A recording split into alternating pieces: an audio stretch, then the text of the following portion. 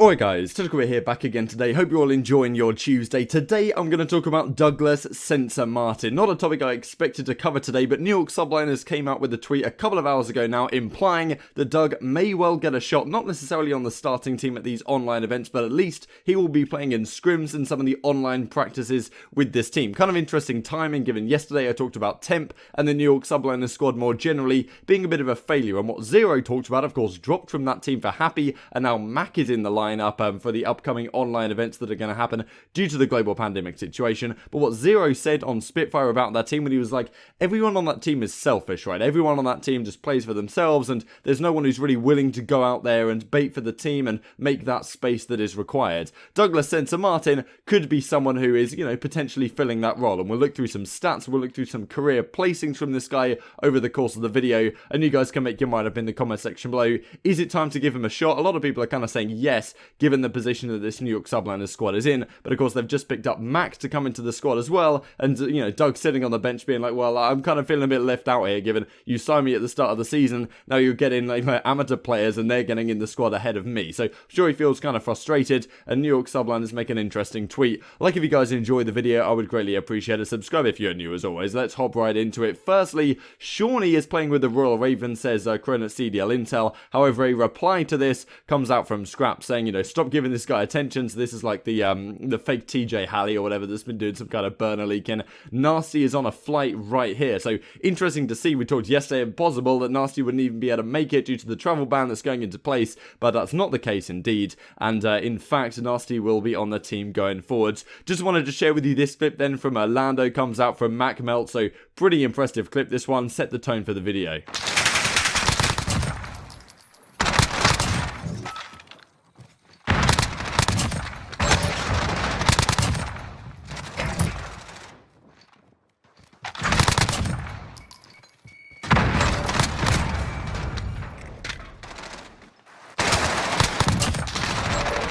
So of course right now the team is Mac instead of Happy, who came in for Zero, still with Accuracy there, Temp on the team, and then Attach and Zoomer filling out the rest of the squad. So what Zero said on Spitfire was that initial team was Zero on the squad as well. There was no one who was willing to go out and bait for the squad, and you've got Mac here, a pretty talented SMG player for sure, playing on the team right now. So interesting team dynamic, and I thought this was kind of going to be, okay, they tried Happy, obviously didn't work, that was never going to be a long-term solution, so instead what they do is they bring in a young talented player, they're going to try him out and see how it goes from there. However, maybe there's also a thought process to, is this going to be enough? Is switching out this one player on the team going to make us a top championship contending squad? Possibly not, right? So, of course, Zero is still on the bench there. He hasn't been traded out yet. It's going to be difficult to, given the current circumstances with it going online, maybe less teams implying or thinking that they should do a trade, given that maybe you could win online with any team, just depending on the day. Maybe that's a lot of people's thought process, but not necessarily true. So, this is what New York Subliners come out and say. Given the current environment, we are adapting how we prepare our team for competition. Moving forwards, we'll integrate our broader roster into training, including scrims, to ensure that all of our players get experience playing together, giving us necessary flexibility. Thanks to Mike for pointing this out to me. Now, this is a very, very interesting tweet. We haven't seen anyone else come out and say something similar. It'd be very strange if the Dallas Empire, for example, said, look, our team, we're just going to be implementing, Tish and Tommy into the main squad just to get some practice to give us that flexibility.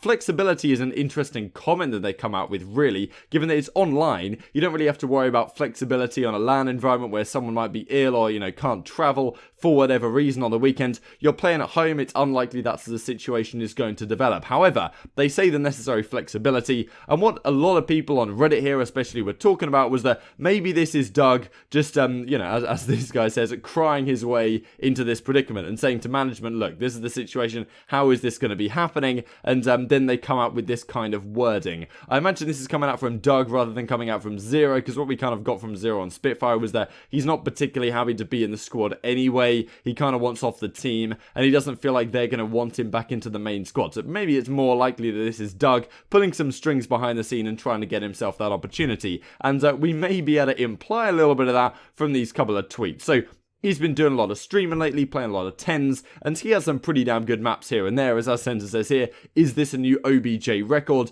Dug with 3 minutes 25 in the hill in this map they win, so 15 kills, 18 deaths, but absolutely dominating in terms of the hill time. And this is what we'll go on to in a couple of minutes here, because yes, Dug might not be the most talented player ever. However, he's an inspiration to a lot of people, and he's undoubtedly one of the biggest names in the entire gaming, esports kind of industry, given what he's done for the scene, but also the brand he's built up outside and the, inspirational, motivational. I mean, this guy is a winner. There's no question about that. He might not be the most talented Call of Duty player, but he's going to do whatever it takes to win and be the best and, get where he wants to in life. And he's done a fantastic job doing that so far. And of course, that's his plan going forwards for sure. And this is what this guy does. So, then he tweets this out. If you have a dream, you must protect said dream at all costs. Now, this came out just a couple of days ago. Are we saying here that he's gone to management and said, look, this is my dream to be a professional Call of Duty player. You're not giving me the opportunity. It's time to do it. And maybe that's a possibility, and maybe that is very well fair enough. So, of course, some people not necessarily going on Doug's side here, right? He's not the most talented player of all time. Mac is pretty undoubtedly, in my mind, a more talented player. He's built himself up. But does he have what it takes in terms of the objective nature? And of course, Doug's a proven winner. He's won tournaments in the past. And as we said, this team needs some objective player who's quite happy to run out first and die. He's quite happy to go 4 in 20 if they win the map. And Doug is that guy. He doesn't care if he's got awful stats. And we'll look at that in what we're looking at in a second here. So these are some tournament results throughout his career. Way back in the Black Ops 1 days, like he's about 25 now, so he's getting on a bit in his career, so you're not expecting that like godlike nature on the sticks like a lot of these new guys have. But is it the chance for him to prove himself on the main roster in some of these scrims? Would it even improve the team? Like, that's a legitimate question. But of course, then you've got to say, who do you swap him out for? You've just brought Mac in. It's unlikely you're going to swap him out for Mac. Do you swap him out for a Zuma or something like that? Well, it seems crazy to say, but what are your options here if you're going to make this swap change? I guess you potentially, given what they said, they could swap out accuracy for 0 and have 0 on the main AR. That's a change that I personally kind of like. But maybe Temp, if he's still on the team, he might not get along so well with those new changes. And Temp, of course, has said earlier in the season that Doug's trash and doesn't rate his game at all, which, fair enough. But it's not exactly going to make for a good, non-toxic team environment, which is what a lot of you guys were saying in the comment section below. Definitely fair enough. So these are Doug's results. Back in Black Ops 1 days, won the National Championship with Vengeance, Virulence, and Mutation. Way back in the day, regional final, of course, was strictly business. Had a good result at the World Championships alongside Apathy, Saints, and Dido. Not the best result, but not bad by any means. Came second at the Stage 1 playoffs on a similar team. Then, of course, joined FaZe Clan, latter half of Ghosts, won UMG Nashville with this Apathy, Parasite, and Karma team. They ended up doing pretty well. Then we go into the Advanced Warfare season. Let me just make sure you can just about see this. But this is the MLG Columbus team. Censor, Apathy, Aches, and Slasher, so crazy team at the time. They kind of fell off the latter half of the season. And then in World War II, of course, he made this bit of a comeback after stepping out in the Black Ops 3 days. So he actually, this Lightning Pandas result at Birmingham was honestly pretty damn impressive. He just joined this team of Gunjar, Royalty, and Exotic and upset FaZe at that event and had a lot of good results. And he was an impressive force of nature at that event. Like, he was really playing some great Call of Duty in World War II. And then, of course, comes the Complexity team. Dashy's playing alongside him, just this team that they had, the Enigma 6 team earlier in the season, didn't have the greatest results, and Censor for sure didn't have the greatest stats. And let's just look at his statistics here. So this, first of all, is from the Advanced Warfare event that they won back in, this is the, let me just find this for you real quick, MLG Columbus Open 2014. That's what these stats are for. Everything links down below. They go 9 in 2 match count, 27 in 17 overall. Doug has a 0.97, no, 0.96. The rest of the guys have pretty good stats. And okay, they play 42 maps over the tournament, so big map set, but look at this. Caps per minute, defends per minute. This is the objective stuff you're looking for. Doug's putting up basically a 1KD, but he's doing more objective work pretty much than the rest of his team. So that's what Doug brings to the table. And we'll see the same thing when we look at this World War II stat. So this is him in World War II. Undeniably one of the worst players in the game in terms of KD ratio. Like, if you're looking at KD, you're not expecting a lot out of Doug. You're not going to get a lot. He had a 0.83 over 120 maps. Wasn't actually the worst, but pretty much down there. And he actually managed to have a worse best KD in Search and Destroy than Enable. Enable was considered like awful in Search in that game, and honestly he was. But you know, Doug has a 0.78, did play a few less maps though. But regardless, Doug doesn't have the best KDs, that's what you're expecting. However, let's look at his hardpoint time and hardpoint assist in that game. This is what you see. He's right at the top of the leaderboards, to be honest, when you're looking from a hardpoint time, objective time, and also assists. Like, you're looking at assists over 75 maps. He's top 10 in the entire league in terms of assists, and he's not too far behind in terms of hardpoint time. So this is some pretty impressive stats, and this is what Doug brings to the table. There's no denying it. You know that if you put Doug on the team, he's going to do everything in his power to win the game. He'll sacrifice whatever's needed. He'll throw his life down the can if needed to get his team over the line. That's what he does. He's happy to do it. And as long as he's winning, everyone can laugh in his face at his statistics. He's going to be the one with the trophy at the end of the day. That's the mindset he has, and it's a very, very respectable mindset indeed, in my opinion. However, is that enough to suggest he should be in the main team? Because you know you're going to get a 0.8 out of Doug, nothing much better than that. Could be even worse, right, depending on exactly the role he's going to be playing. But with him on the team, it's very possible you can get the best out of some of the other players on the squad.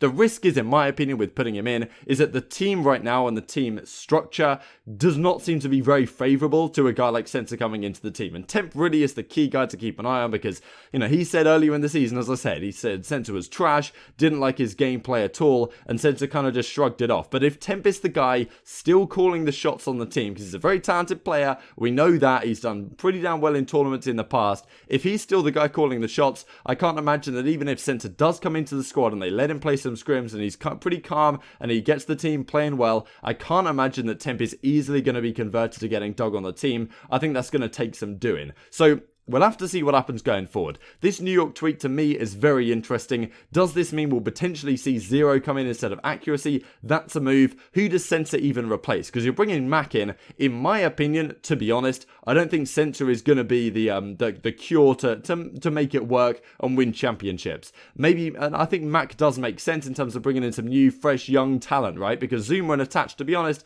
have been not exactly spectacular so far this season. However, I do agree, certainly, that this team needs someone who's willing to sacrifice their life. And you look at the rest of the guys on that team, to be honest, Zuma has typically been that guy running out first. He doesn't really seem to be doing it to the same effectiveness this season. He doesn't seem to be getting the best out of the rest of his teammates. So, legitimately, I can see it not being an awful move to take Mac in the team.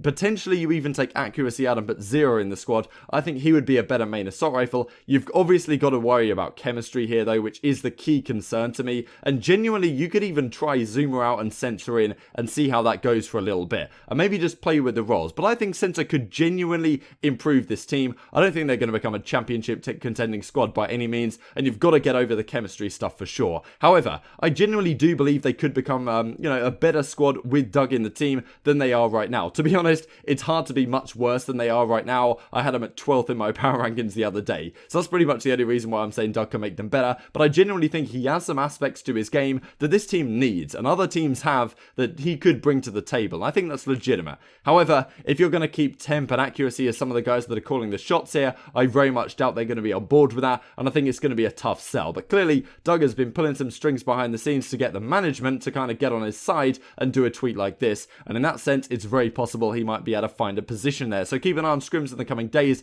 and we'll talk about whether that happens going forward, because these online leagues, very possible you can make substitutes mid-series is actually a possibility. I doubt that will happen, but it's much easier to make a substitute, I guess, online than it would be in a LAN environment where they have to be there physically. Leave your thoughts down below. Like if you guys enjoyed. Subscribe if you're new, as always. I would greatly appreciate it. Thanks for watching. I will see you next time.